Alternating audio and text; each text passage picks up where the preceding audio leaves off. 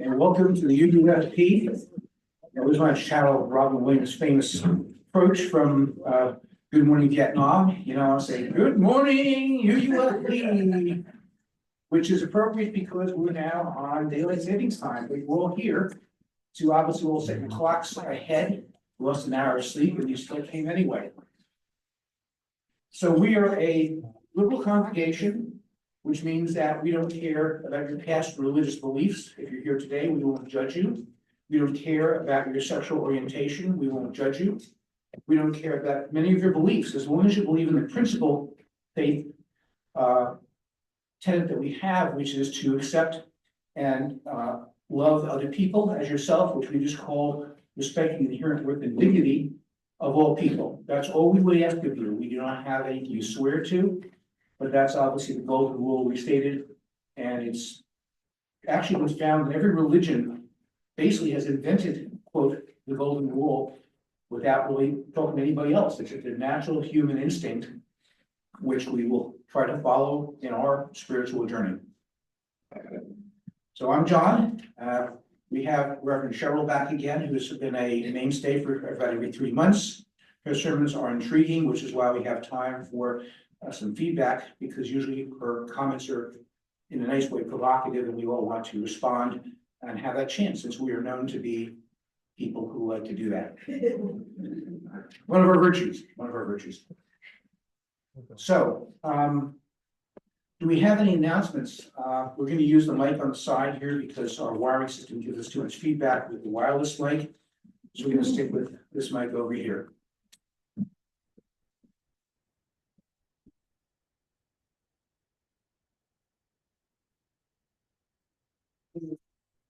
And this coming Saturday night is the big annual potluck that's based on the Roman holiday film. So we're cooking up lots of Italian food. We're going to be showing the movie, and there's going to be lots of fun. There's even going to be plenty of wine there. So I hope everybody comes.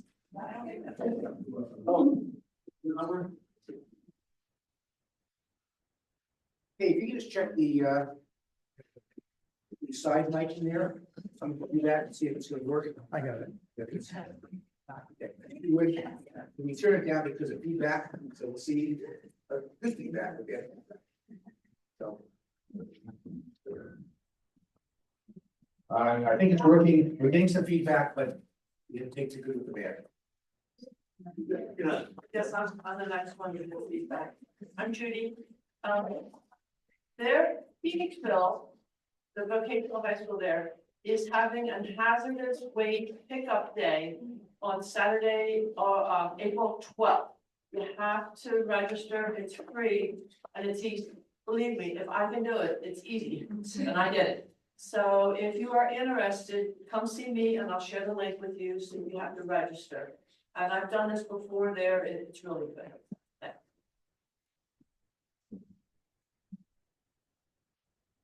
Morning, everyone. I'm Irene, and today is the day. We are having our social action or social justice circle right after service. So I hope I see many of you today right after service, sharing what we have to share. So thank you so much. And a tangential comment, Irene is Ukrainian, who's come to this country, so we all feel even more so for her and her people and their current travails that are ongoing. I appreciate that. Okay, so it's time for our chalice lighting. We'll do the chime after that. So if we have a chalice later, allow me to ignite the candle here.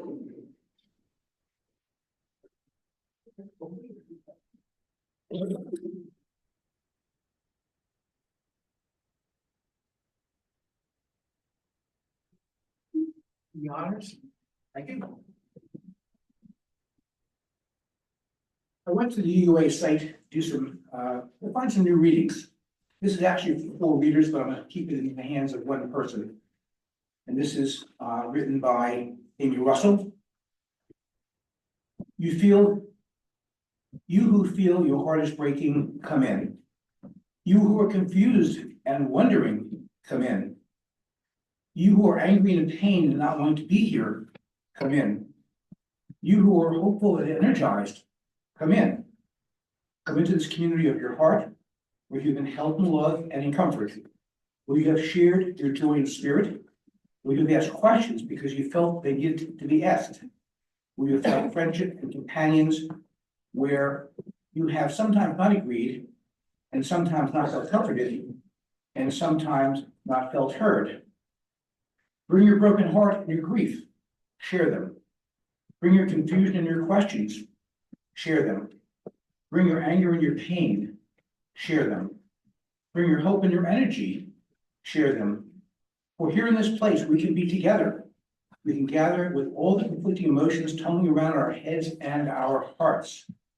We bring them together here and lay them on the altar of community. For community means that fragile, non-perfect human beings can come together in the name of peace and seek to find peace again. Peace, hope, healing, may it be so. As my cousin would say, from my mouth to God's ear. I'm going to ring the chime at a time where we hopefully will settle into a moment of greater peace and focus on our spirituality and our reason for being here. I will also tell you if you have anything that makes noise, pagers and phones, please put them on a silent mode going forward.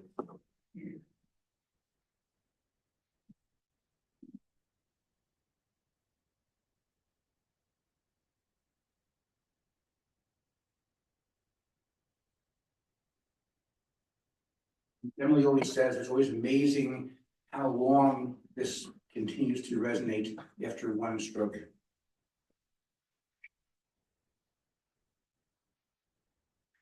All right, a story for all ages. I didn't bring a story, but I found a book. You have a story. Well, either you can do a story or I can do something else. Well, what's better, having a minister make something up or reading from a book? If you have something that's pertinent to the topic, okay, then we would welcome any young people or those young at heart to come up. You can grab a blanket, sorry, to put under yourself. And I'll give Reverend Cheryl a mic. I think she probably can project regardless.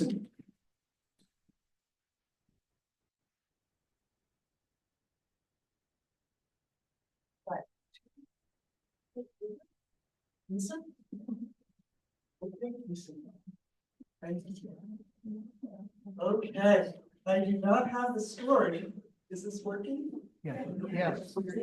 I do not have a story, but I have a question. And I may ask the grown-ups too. What is the best thing, do you think, about being a girl? What's the best thing about being a girl? Can you think of anything?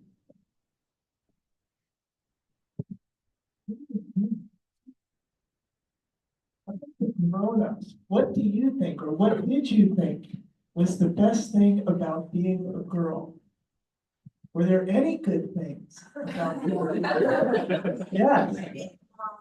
Being a mom, okay. Anything else? Yes. Being able to cry without being berated for it, and boys can be. Oh, being allowed to cry without people saying, well, that's weird. We get to wear all the clothes, right? That is true. Yeah. How many of you wear dresses to school? Okay, sometimes do? Okay, when I was a girl, no pants in school, not allowed. Okay, what is the best thing about being a boy? Or what do you think is the best thing about being a boy? Are there any good things about being a boy? Can you think of any? You guys think of any? Yeah. As a kid, getting to play in the mud. You guys ever play in the mud? You still get to play in the mud. Okay. Any other good things about being a boy? You think girls can have an opinion too? What would be a good thing about being a boy? I'm just gonna say, it's so much easier for most men to put on muscle than women. I've done a lot of weightlifting in my life, but I still never look like a bodybuilder. Oh. I'm jealous of you guys. My husband forgot for 2 weeks and he's like, oh.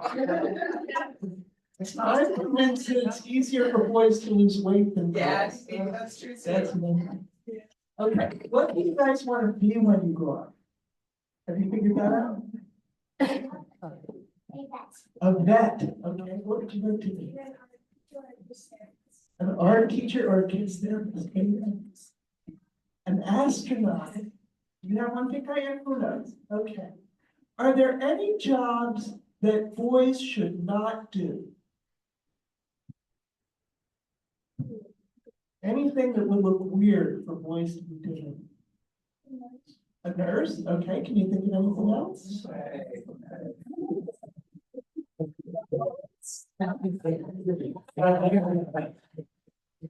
I think you're right. It's odd to see boys as nurses, okay?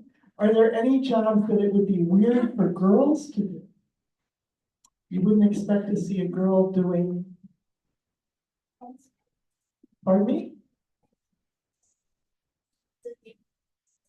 Oh, like a welder making fence, what are you saying, fence post?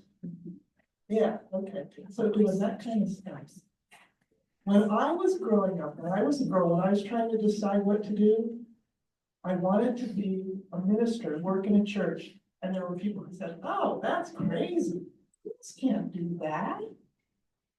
And my mom and dad said, you know what, you can do anything you want if you have the ability to do it. The first thing I wanted to be was a ballerina.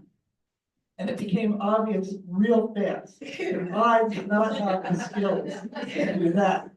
But whatever I wanted, they said, you go for it, and you see. So today, while you guys are in your class, being exactly who you were created to be, doing whatever you want, whether it's being a nurse, being a fence post, being an astronaut, or a vet, or anything that you want, a teacher, know that those roles exist for you to do too, okay?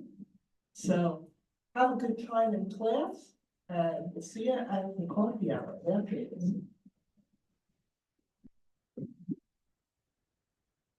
Okay, we'll take this to the piano.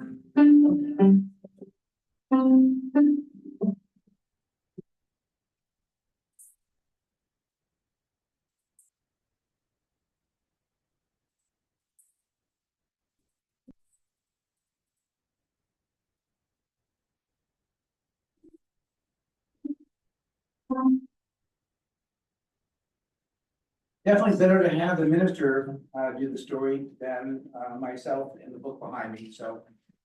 And we'll be exploring more of these topics at the adult level after her sermon, because we have time left, which we're gonna use for our usual feedback and conversation. So it is now time for one of the three tenets of our faith, or our survival here, which is we talk about time, talent, and treasure. Treasure refers to what money you can afford to give us to sustain us financially. If you're here for the first time, we don't ask you to provide any cash. We're thrilled that you're here with us, and we hope you will find this a place that's a home and you will return in the future.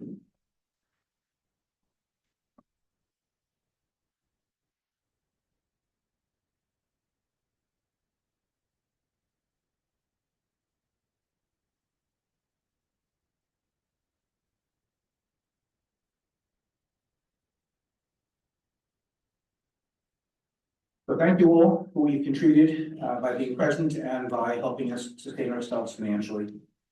So my readings have all come off of the UUA site. Actually, in part was necessity because I didn't bring a hymnal with me, and I was struggling to concoct readings. And I felt, well, we'll go to the mother lode, the mothership, as my daughter would call it. So my first reading is called Even This. It was provided by Monica Clark Robinson. It looks lengthy, but they're short sentences and paragraphs. So it's entitled Even This. This heavy blanket that hangs like night, weighted but not comforting, is tangled threads impossible to unravel. Even this is you. This often inaccessible deep blue of the soul, obscured and fathomless. Even this is love. The sharp pain of childbirth, the bitter cold of the stable, the fear and trepidation Mary must have felt, the plight of the immigrant. Even this is Christmas. You are a tapestry of all of your thoughts and feelings and dreams, the sweet and the bitter, the shadow and the light. Each part just as beautiful as the next, each strand relying on the other. The indigo blues of you are worthy of the sunniest goals. Some years are hard. Some holidays will not feel jolly. Some days are best kept in quiet contemplation. But none of that makes this time less holy. None of that makes you less worthy. None of that makes this any less Christmas. We have always retreated in the darkness across faiths and cultures, taking time to remember what is important, what is true, what is worthy. Now more than ever, we can see clearly. We know as we didn't know before, the beauty of our own inner world. Even in this longest night, which we experience both together and alone, we still love. We are still holy. We are still Christmas. May it be so in these challenging times, which is again sort of a sub-theme of my hymns and my readings today. And we're going to do our first hymn. They are all Hanukkah hymns, not really an homage to my Judaic background, but really the feeling that we need hope and the sense of rebellion, if necessary, can work. So, and I love the beauty of the hymns I've chosen. So, hymn 221, Light One Candle by Peter Yarrow, and please stand as you're willing and able.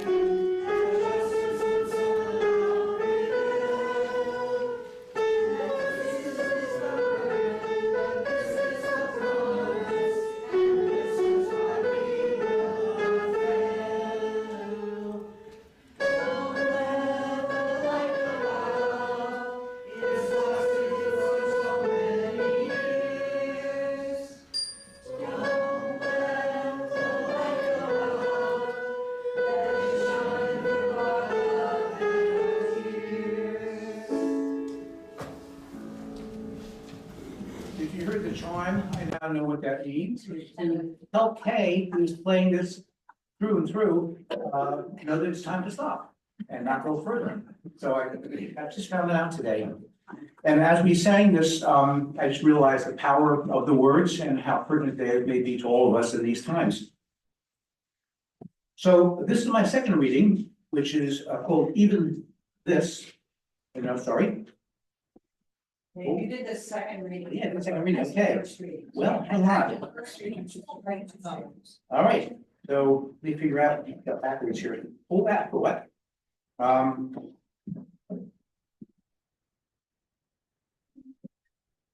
Pull back for what? This is a shovel, so I don't want that. Okay.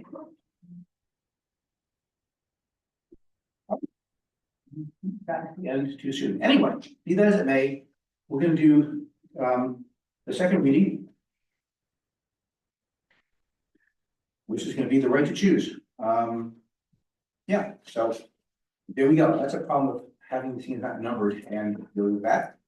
So the right to choose, to begin, to start, to create, to undertake, to grow, to promise, to increase, to generate. All these are our birthright. As we are created, so may we create. The ability and the choice to create is sacred. To withdraw the chance from any person without their permission would be a violent act, the cutting off of life itself. And yet, as precious is the right to simply not to end, to terminate, to stop, to discontinue, to rest, to hibernate, to impede, to prevent. These too are our birthright. Without consent, our ability to create becomes not a blessing, but a burden and imposition. Without space for a no, there can be no trustworthy yes. Today we come to this holy place and time, ready to invoke the divine, to make space for the sacred, to co-create community once again. This too is a choice. You may not be coerced into a relationship with the holy or with one another. I ask you to join us. I respect it if you will not today or ever.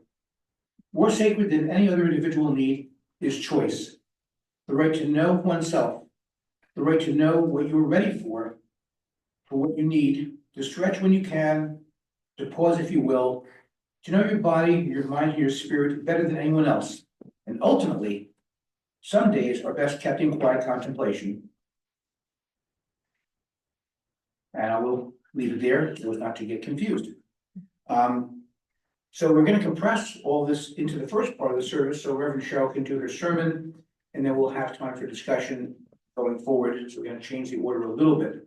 So I'll ask you once more, as you're willing and able, to sing the next of the hymns, which comes back from my Jewish roots, different language, different time, different lyrics, but it is Rock of Ages, which we all have encountered someplace in some religious organization or another. So please stand as you're willing and able.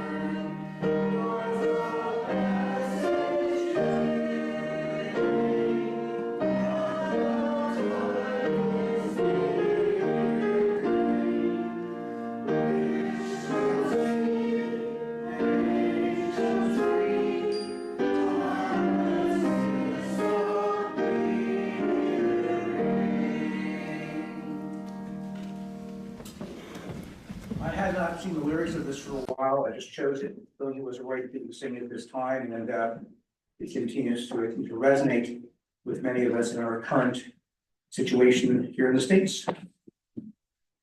All right, so this is the time for a sermon. Reverend Cheryl Meinschein, a long-term friend, prior patient, confidant, woman who married my daughter for her first marriage. Still remember her holding her then infant son in one arm as she's running the service with the rest of herself. So we go back a long time, and mutual respect, I think, drives us forward, and I'm always pleased and thrilled to be the lay leader for her sermons. She's already given us a hint about where she's heading with the talk for all ages with regard to men and boys. I think addressing how we as men are evolving forward in, I guess, society as we live it today. And roles are maybe attenuating or changing. So I'm just kind of guessing without any further ado. Reverend Cheryl, podium is yours.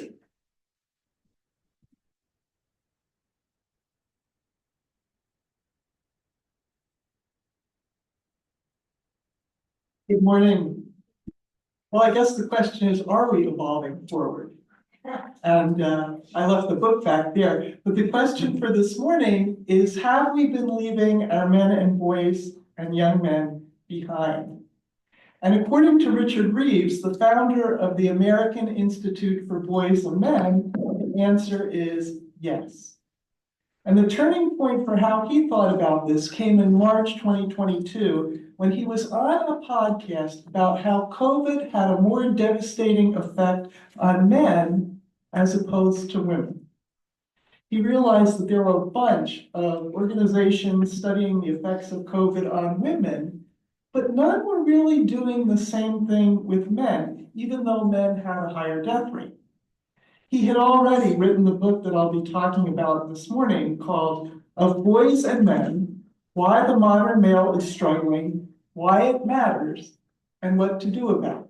And I'll give you a clue now. The first question when we're ready for discussion is, do you agree with this guy's premise to begin with, or is he all wet? At any rate, he decided to form an institute to take a broader look at the question and the issues he sees. And he opens the book with a bunch of observations about gender gaps. And he has multitudes of studies, which I am not going to repeat, to prove his point or to make his point. First, he would say that girls tend to do better in traditional educational settings than boys do, starting in middle school and then moving up through college. College campuses report that their campuses have become more pink, with more women earning degrees than men. And he offers a biological explanation for this, which makes sense to me. If you think of the brain as having both gas and brake pedals, the gas pedals say, let's do something fun. And the brake pedal says, let's buckle down and study. And he would maintain, and many biologists maintain, that in boys, especially during high school, they tend to hit the gas more than the brake. Boys' brains, especially the parts that control impulses, mature more slowly in boys than they do in girls. So it should come as no surprise that girls who have better impulse control at that age tend to do better in middle of high school up through college. A second challenge he pointed out was the shrinking number of men in the workforce, and he proposed several reasons for this. One, jobs traditionally held by men are given over to automation, and many are being shipped overseas. And the jobs that are less likely to be in these kind of categories require the soft skills more traditionally developed in women. So Reeves calls for an increasing number of men in what he calls the HEAL, H-E-A-L, profession, which would be health, education, administration, and literacy. The other challenge he points out, and this is one that surprised me, is that the median hourly wage for men who are working has dropped since the 1970s. While women's wages, median wages, have risen over the past 40 years, men's have stagnated unless they are on the upper rungs of the economic ladder. And these economic changes have had an effect on families and the role of men in families. When I was growing up, men were the breadwinners or providers, and women were the caregivers. My mom stopped her job when we were born to stay home and take care of us kids.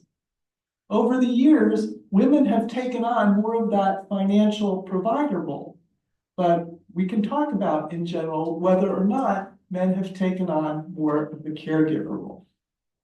Reeves would argue that while the role of women in family has changed, the role of men has not as much, and men are feeling dislocated. He also mentioned another study that I thought was really interesting. And it turns out, and this is a quote, the prospect of forming and providing for a new family constitutes an important male labor supply incentive. That men who are not providers, or at least don't see themselves as such, work less. Interesting. Another study indicates that wifeless men have worse health, lower employment rates, and weaker social networks, which is not good news for our young men as marriage rates decrease. The other challenge that Reeves found is what he calls the dad deficit. That as the divorce rate has gone up, more children are being raised primarily by single moms, and the presence of dads and their influence has decreased. Today, about 20% of children are living in homes without a father, as opposed to 11%, about half of that, in 1968. Male role models are not being provided by absentee dads. And the groups of men and boys most affected by these factors are Black men and those on the lower end of the economic ladder. Black men are hampered by the effect of prejudice. Studies show they enter the world of work with lower academic credentials. They face a greater risk of discrimination in many parts of the labor market, as well as higher rates of incarceration. Reeves also explains the effect of what he calls the threat stereotype, the assumption that Black men are inherently seen as dangerous or violent, and all these factors negatively impact the life of Black men and boys. As for those on the lower end of the economic spectrum, while women's wages have gone up 19% from 1979 to 2019, the wages of the typical male wage earner on the lower rungs went down 12%.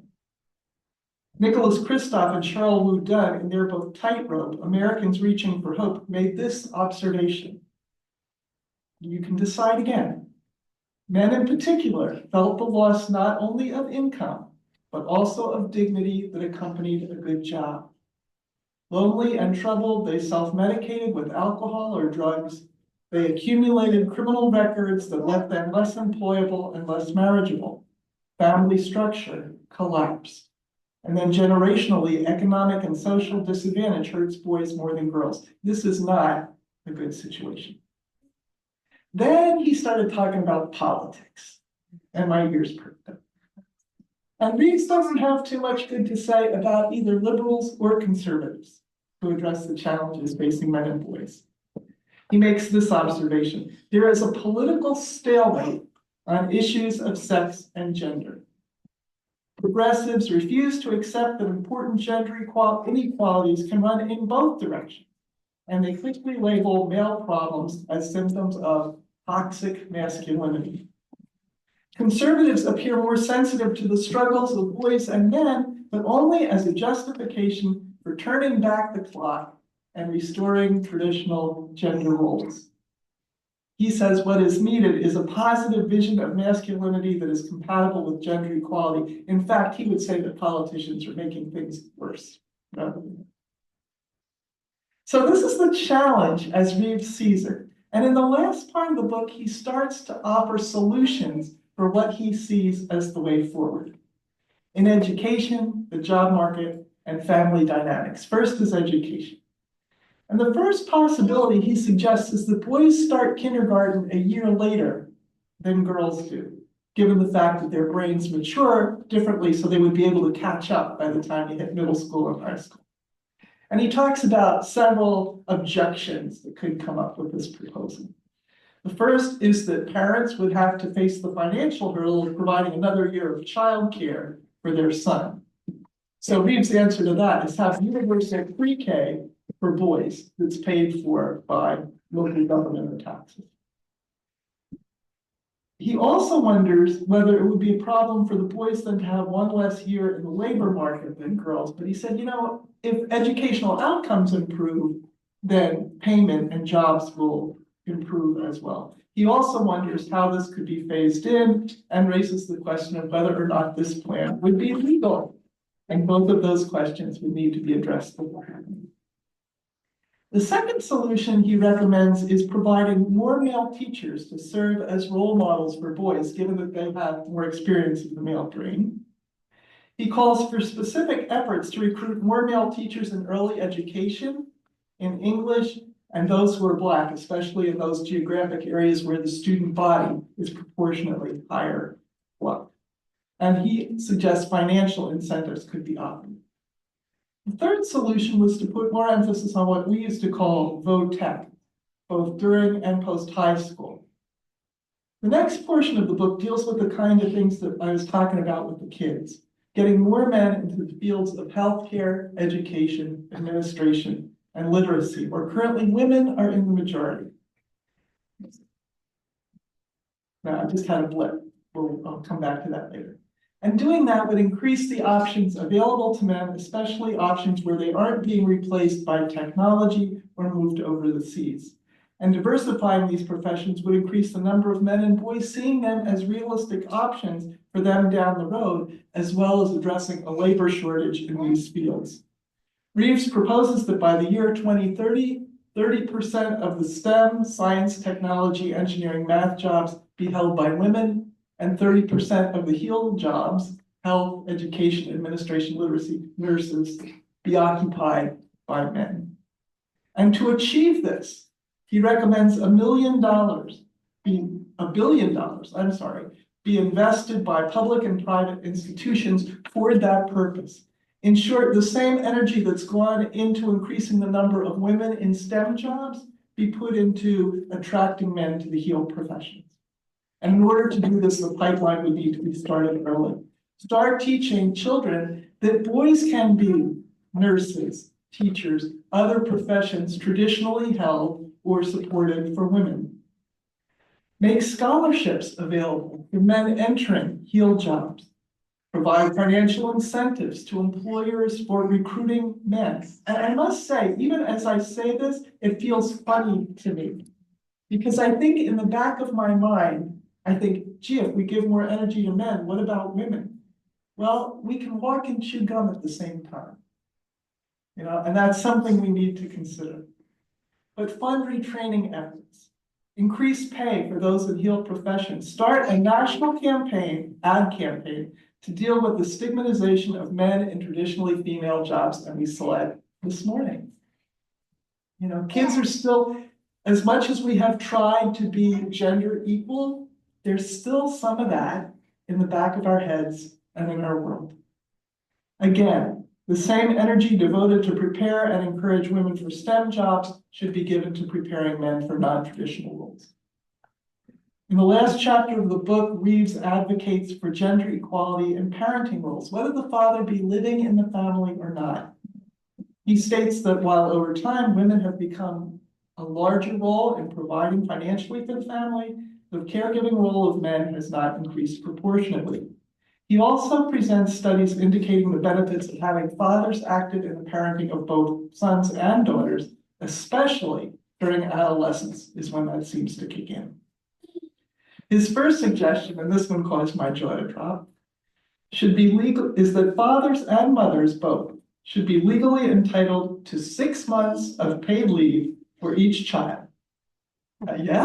And ideally, this leave would offer 100% wage replacement up to median earnings paid for by higher Social Security contributions from employers and employees. Wow. Yeah. We're not talking about reality, we're talking about his suggestion. And then Reeves makes the interesting statement that perhaps, given the studies of fathers' effects on their children, perhaps mothers should take that time during infancy, while fathers take that time during adolescence. Very interesting. Moms for tots, dads for teens. Interesting. Reeves' next suggestion involves child support and custody arrangements. He thinks there should be an increase in shared or joint custody in divorce rulings, and also would advocate, here's another one where I have questions, for what he say are child support payments more sensitive of the ability of the father to pay. He raises the point that while support payments are negotiated as part of the divorce process and custody determinations when couples are married, that same kind of process is generally not done for single dads. The latest point that Reeves makes is the need for what he calls father-friendly jobs. These would be jobs where dads have more flexible schedules, maybe more remote work. He also speaks of the type of greedy jobs, which offer big financial rewards for putting in long and predictable hours, like law, finance, and management consulting. In opposition, he speaks in favor of non-greedy professions that still pay high wages, such jobs including engineering, technology, and guess what would be the most gender equitable profession, where there's the smallest gap between men and women? Not teaching, not chemistry. No, pharmacy. People do not care what gender their pharmacist is because they don't see them. And they really don't care who's putting the pills in the bottle. That was intriguing. I have some pharmacists, male and female, and I need to ask them. Here's where that's where the book ends, basically. So there you have it. There's a lot of material. And my question, does Reeves' premise of boys and men being left behind ring true for you? I'm not sure, because of the families I'm close to are white, middle or upper middle income in two-parent households with both parents gainfully employed. At least for now, I'm not seeing those boys and young men left behind, but that's a very small sample. What do you think about Reeves' bottom line assumption and the suggestions he gives to remedy the situation? Yeah, I think about it in line with the Al-Anon 3 Cs. You know, I did not cause it. Mhm. I can't control it. And I can't cure it. So for me, this is, I mean, I don't know what the background is, but some of his thoughts that seem nonsensical. And so I don't know what it is, but you know, for me, listening to this, the group that I'm more concerned with, that I have empathy for, especially in this country, are African Americans, whether they're male or female, because of the centuries of persecution that they've endured, even up to now, the amount of racism in this country and the degradation that the population has experienced in its culture in this country is so profound that we need to focus on that in terms of being able to generate some level of justice after all these years. And of course, in a society that recently has canceled affirmative action, and the results are already showing up in reduced opportunities for African Americans, we're going in the wrong direction. So I have very little sympathy with what Mr. Reeves wrote in, especially in white males, and this significant evidence of toxicity, which we even see in our politics from that population. So that's my point of view, and I feel very strong about it. Yeah, I think he would agree with you that African American men and boys are disproportionately affected. Right, by but what's it's going on. women too, it's not girls as well. Yes, It's the entire population has been from 1619, has been persecuted in this country. right. And it's not stopping, it's continuing, and it seems to be accelerating. Mhm. And what is Reeves, what is his background? I believe he's a sociologist. Okay, so that's limited. I'm not that impressed, so. That's why there's discussion. Yes. When I was growing up, I was given the choice of being a nurse or a teacher, Mhm. because I was a girl. And those are the only two professions you could do until you found a nice man so you could get married and take care of the babies. That was, you could either be a teacher or a nurse. Thankfully, that is changing and has been changing. And I agree that we need to do the opposite. We need to encourage young boys to understand that they can go into the healing professions, education and health. And I absolutely 100% agree with the author that that's important and that we should do things. I'm not sure about the socialized financial methods that is using to do those things, but I absolutely agree with that point. Okay, But what I don't agree with is that we have left our boys more behind than our girls, because even though you're saying the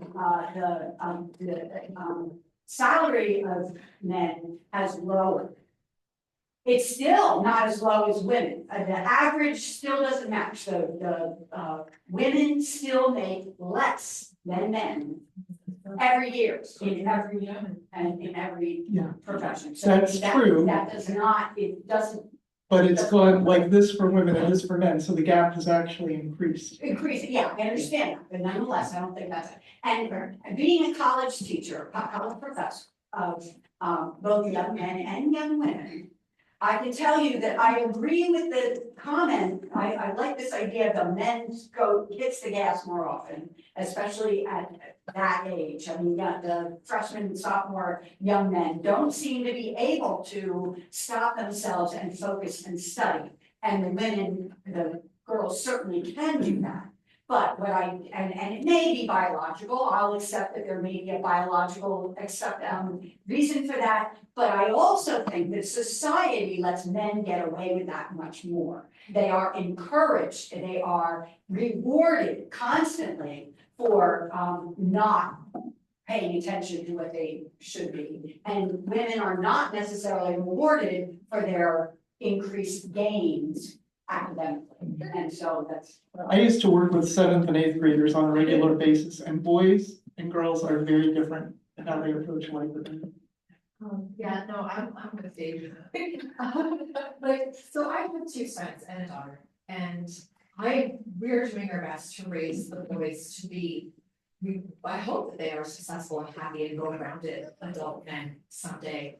But it's hard for me to find sympathy when, I mean, the reaction in our country to the last few decades of feminism is that our reproductive rights are being rolled back. I saw a statistic recently that like 97% of rapists will never go to jail. It's absolutely incredible how the feminine is still so stigmatized. Like, that's why men don't want to necessarily be teachers and nurses, because they see it as feminine, and feminine is less. Right? Girls can now, like Sarah was saying, oh yeah, we need to wear all the clothes. And like, yeah, that's great, that's fun. But the only reason men are gonna get laughed at walking down the street with a dress is because it's feminine and feminine is less. It's still seen as less. And that is what I have to keep hammering my voice through. Okay, I see both sides here, and I also think that we need to examine why men are so angry. It doesn't come from nowhere. If your job has been taken, because of technology or something else, a lot of men are angry. You have people in Utah and Wyoming, places where they have, encampments with men armed and everything being real men. And, I think that we do need to understand why this is happening. We need to understand their biology, women's biology, they are different. Anybody that's had children in here, brothers and sisters, know that men and women are different. And I think it needs to be acknowledged. And if you can help men, I think that's fine. I don't think you want to go way overboard.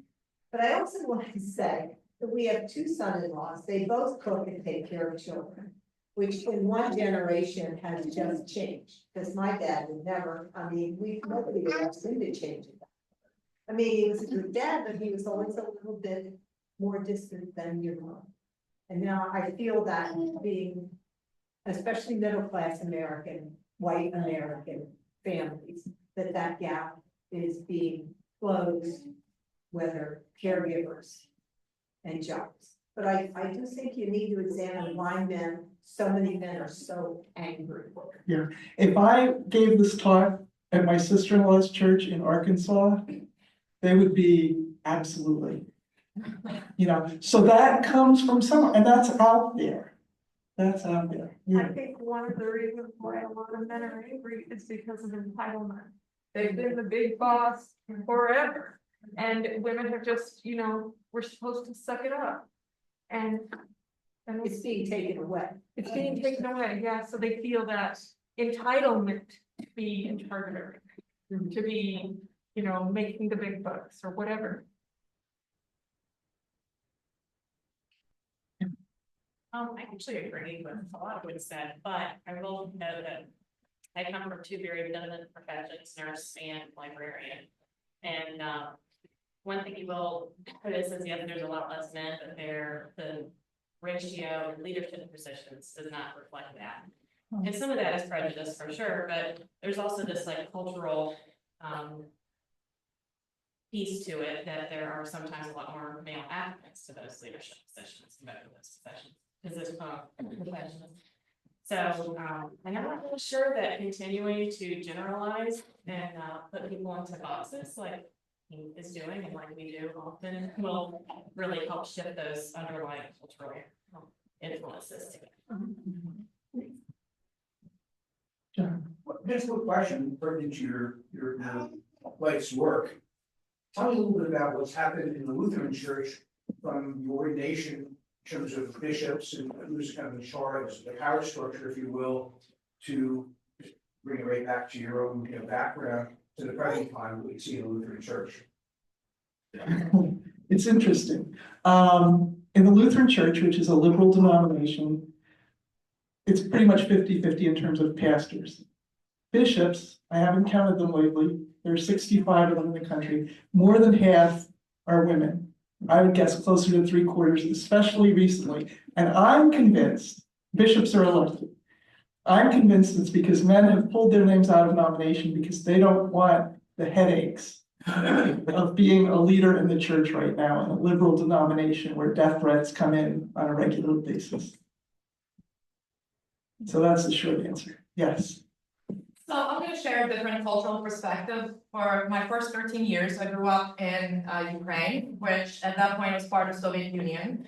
And one thing that Soviet Union did well, there's a lot of things that it did not. It was awful to control, and I can tell you stories. But one thing that it did well is that I've never really felt different from any males. Women were highly encouraged to join scientific occupations, mathematical occupations, engineering occupations. I grew up with my mom being a nuclear scientist, and my dad was writing, and he was a creative person, not holding a job. So there you are.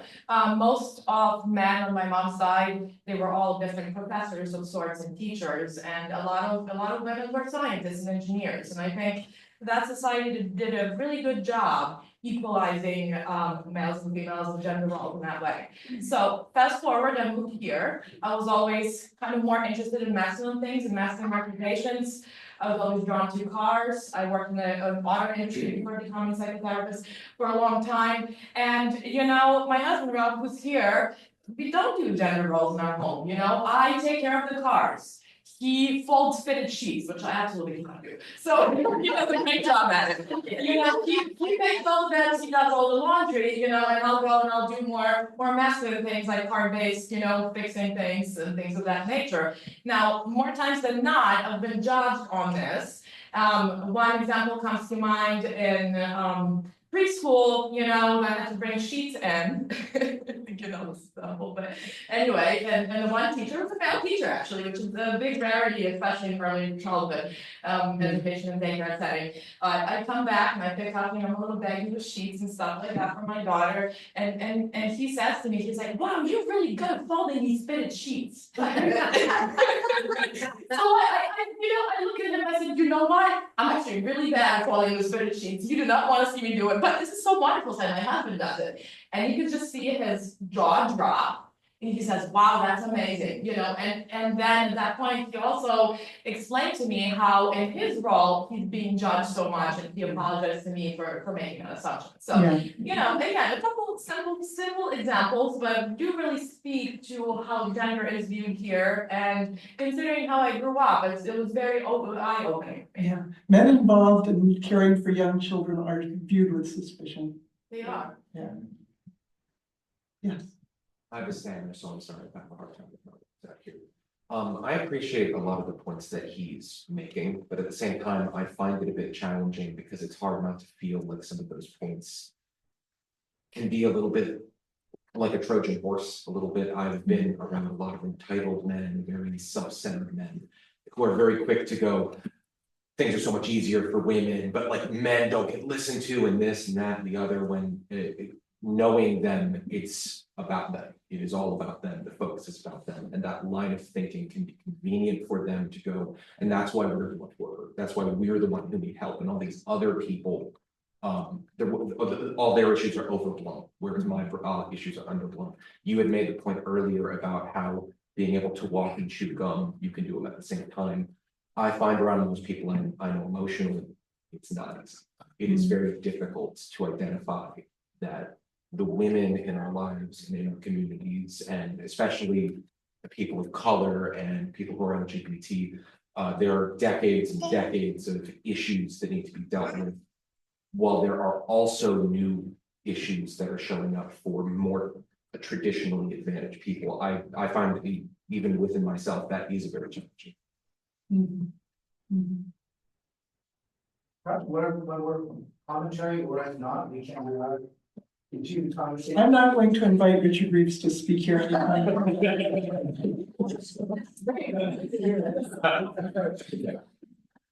Yeah, the group that I have very little contact are those men in lower income jobs whose lives have been overturned. And so that's just something I don't have experience with, and I suspect those are some of the men he's talking about.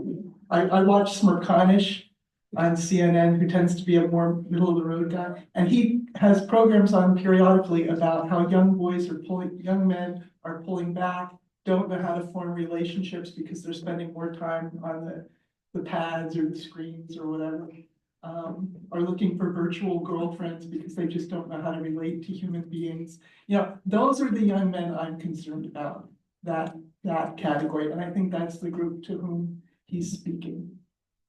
So, that's all I got. You can talk more, talk amongst yourselves later. And we will.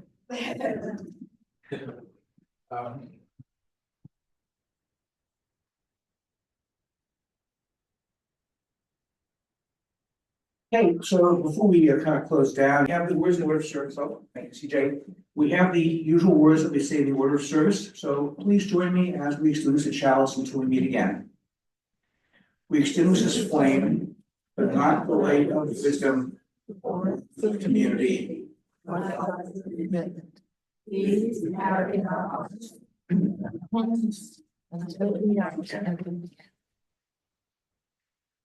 And finally, I think I have this right now in terms of the correct reading at the correct time.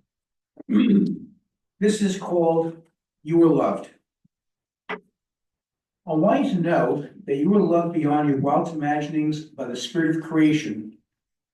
Every bit of you is holy, even the embarrassing parts, even the thoughts you wouldn't tell your best friend. God is in every cell, or however you envision God, calling you to live a loving, joyful, boisterous life, to go easier on yourself, to accept that you are a blessing, to spread the word that there's no original sin, that we are all glorious gifts to a world that desperately needs us. I want you to know that you are a string in the web of all existence, one dewdrop spangled thread reflecting in the morning sun, connected to every other living creature, frogs, mushrooms, great white whales, and you. You are never alone. You were born into a huge family of life. Sit in the grass and know that it is your sibling. Watch the crows circle and think of them as gossiping cousins. This is your world, and you are worthy. Namaste, shalom, blessed be, go in peace.